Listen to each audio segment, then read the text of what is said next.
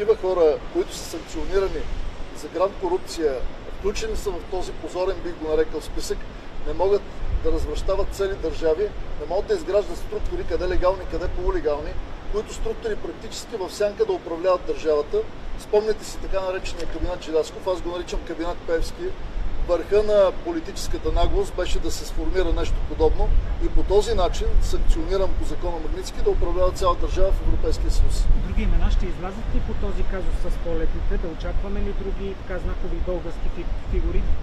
На разположение на българските депутати съвсем скоро, след като се завърна в Министерството, ще бъде представен пълния списък, до който е стигнала Главна дирекция борба с организираната престъпност, така че всеки от вас ще може да прецени, включително и журналистите, кои са тези хора, какви са техните връзки с Пеевски и има ли нещо нездраво в тези връзки, дали част от тези хора са участвали в процедури по обществени поръчки, дали други са ни познати от Щенарика, някои го наричат делото, други аферата КТБ и така нататък и така нататък.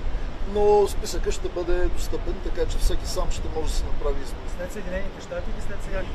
Сега като се върна, не заминавам за Съединените щати. Тъй като сме на тази тема вчера... Докато замина за Съединените щати, ще има доста неща, сме на тази тема, тъй като вчера Десислава Атанасова, може би в защитната си теза, пак изкара документи от турската страна, които потвърждават, че тя не е напускала Турция. Има ли разминаване в тази информация? Може ли да се прикрива нещо? Има ли нещо, което не знаем? Има много неща, които не знаете. Някой много грешно разтълкува думите ми към госпожа Атанасова. Те не представляваха заплаха, а представляваха опит госпожа Атанасова да не подпомага размиването на вниманието. Този въпрос е страничен за нас. В момента, вкарвайки този въпрос в фокуса на вниманието госпожа Атанасова, прави така, че да излезат факти, които по принцип не са ни толкова важни в хода на производствата, които водим.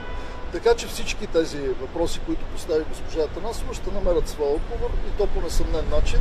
Има доста странни обстоятелства, свързани включително с нейни действия.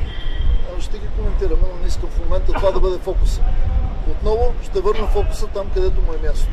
Фокуса е там дали този човек, визиран Пеевски, разполага реално с тези средства, които е похарчил огромни милиони, вложени в полети само, не говоря за други неща, откъде идват тези милиони и идват ли от някаква форма на престъпна дейност. Това е важното и това трябва да бъде фокуса.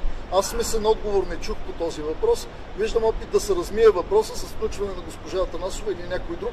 Ние няма да загубим фокуса си.